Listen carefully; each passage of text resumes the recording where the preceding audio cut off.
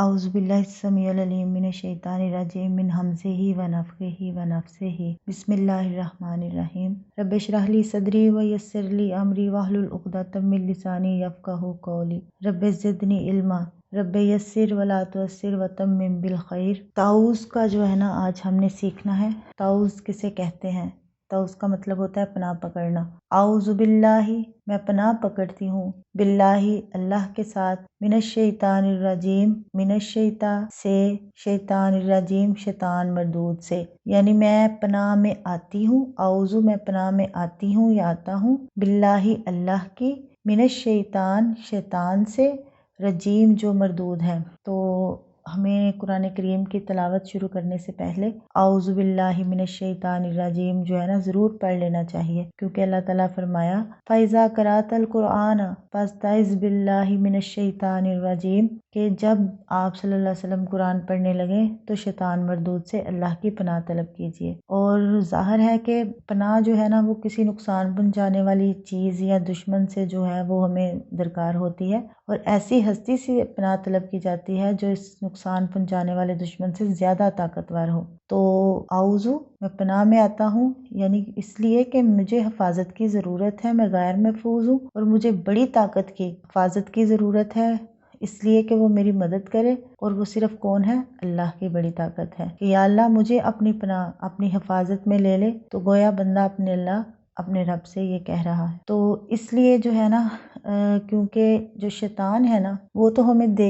دکھائی نہیں دیتا، غیر محسوس طور پر انسان کی فکر پر اثر انداز ہوتا ہے، لہٰذا یہ دعا جو ہے نا دراصل قرآن کی تلاوت کے دوران شیطانی خیالات سے بچنے اور قرآن سے ہدایت حاصل کرنے کی دعا ہے۔ یہ وہ دعا ہے جو اللہ تعالیٰ نے خود اپنے بندوں کو سکھائی اور اسے پڑھنے کا حکم دیا۔ تو اب شیطان، من الشیطان یعنی شیطان سے، اور شیطان سے کون واقف نہیں، یعنی کہ وہ ہر چیز جو آپ کو اپنے خالق مالک کے حکم ماننے سے روکے، اپنے رب سے دور کرے، اللہ کی ناراضی، اللہ کے نافرمانی والے کاموں کی طرف آپ کو گائیڈ کرے، وہ شیطان ہے، وہ شیطانی وسوسہ ہے۔ اس میں ان ساری چیزوں سے پناہ مانگی گئی ہے جو، اور کس سے مانگی گئی ہے؟ جو بہت طاقتور اور ہر چیز کا مالک ہے۔ اور ایک بات اور بہت ضروری آپ کو بتاؤں کہ خاص طور پہ جب ہم قرآن پاک کی طرف آتے ہیں یا قرآن پاک سے ہدایت سیکھنا چاہتے ہیں، لینا چاہتے ہیں، تو سب سے بڑھ کر جو چیز آپ کو روکے گی وہ شیطان ہے، کیونکہ شیطان کی ضد ہے، اس کو پتا ہے کہ یہ فلاح کا راستہ ہے، قرآن پاک سراسر ہدایت اور فلاح ہے، اس کی طرف جو بھی گیا وہ ہدایت یا فلاح پالے گا۔ تو یہ چیز جو ہے نا یہ آپ کو سب سے زیادہ جو ہے نا یہ شیطان ہی آپ کو روکنا چاہے گا۔ تو اس لیے اس سے جو ہے نا اللہ تعالیٰ نے حکم دیا ہے کہ پناہ مانگ لیا کریں، جب بھی قرآن پاک پڑھیں تو شیطان مردود سے پناہ مانگ لیا کریں۔ رجیم، رجیم کا مطلب ہے جو مردود ہے۔ رجیم جو ہے نا اصل میں یہ رجم سے نکلا ہے، تو اس کا معنی ہے پتھر مارنا۔ تو رجیم جس کو پتھر مار مار کر، یعنی پتھر مارے گئے ہوں، اور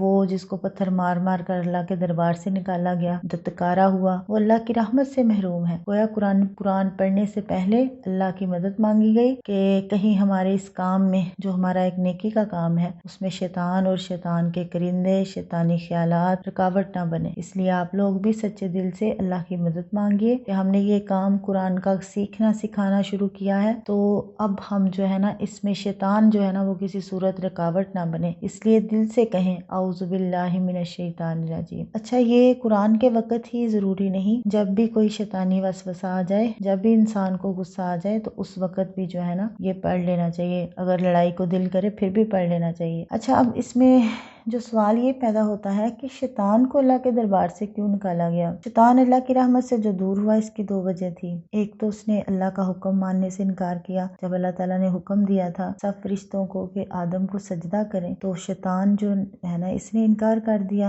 اس لیے کہ وہ کہہ رہا تھا کہ میں اس سے بہتر ہوں، مجھے جو ہے نا وہ آگ سے پیدا کیا گیا اور اس کو مٹی سے پیدا کیا گیا۔ اس نے تکبر کیا، غرور گمنڈ کیا، اس میں ایگو آ گئی، تو یہ چیز اس کو اللہ کے حکم ماننے سے رکاوٹ بنی۔ تو ہمیں اب کیا چاہیے کرنا کہ ان صفات سے دور رہیں، یہ چیز ہمیں ریالٹی سے دور نہ کر دے، ہمیں انصاف سے دور نہ کر دے۔ دوسرا، ہمیں یہ میسج دیا گیا کہ شیطان کو اللہ کے دربار سے نافرمانی کے نتیجے میں نکالا جا سکتا ہے، تو ہمیں یہ سوچنا ہے کہ اگر ہم بھی اللہ کی نافرمانی کریں گے تو ہمیں بھی اللہ کے دربار سے نکالا جا سکتا ہے۔ بسم اللہ الرحمن الرحیم۔ بسمی بسمی یعنی کہ سے یا ساتھ بھی پڑھ سکتے ہیں، اسمی نام، اللہ کے نام سے، یعنی کہ بسم اللہ، اللہ کے نام سے۔ اللہ، جو لفظ اللہ ہے نا، یہ اللہ کا اپنا یعنی ذاتی نام ہے، جو لفظ اللہ ہے، اور اس کا مطلب ہے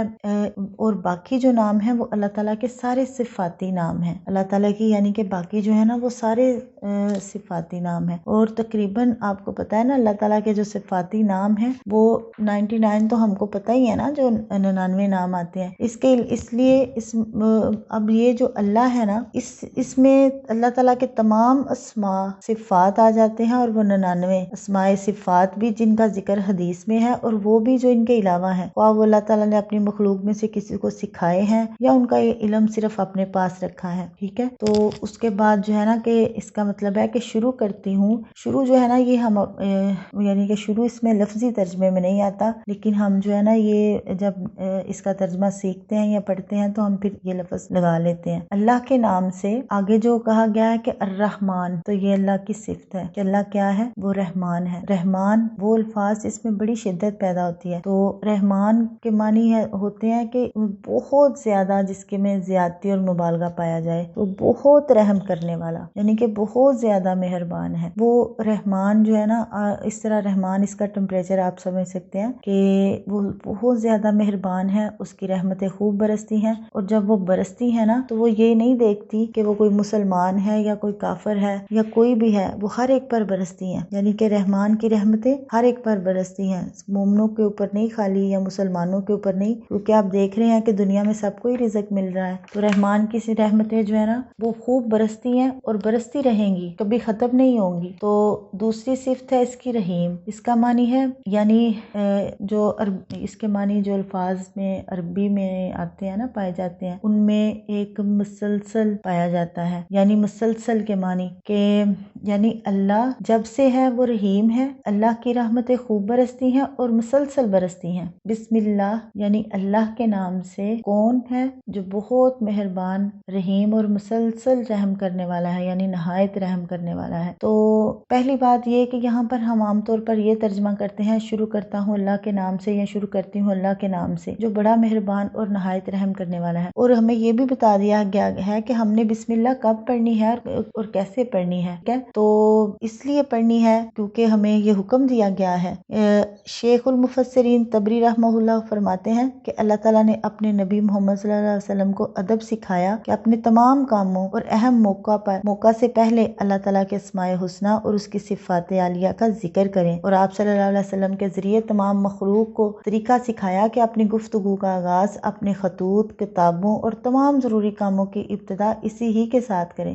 کیونکہ اس لیے کہ جب ہم کسی کام کا آغاز کرتے ہیں اور اس میں ہم اللہ کا نام لیتے ہیں تو اللہ کی مدد بھی اس میں شامل ہو جاتی ہے، کام میں برکت بھی ہوتی ہے، اور وہ کام بڑی آسانی سے جو ہے نا وہ بڑے آسان طریقے سے جو ہو جاتا ہے۔ تو اس کے ساتھ ساتھ ہم اس بات کو بھی اپنے ذہن میں رکھیں کہ اللہ کی کتنی رحمتیں، کتنے انعامات اور کتنے احسان ہیں، اور یہ بات کو محسوس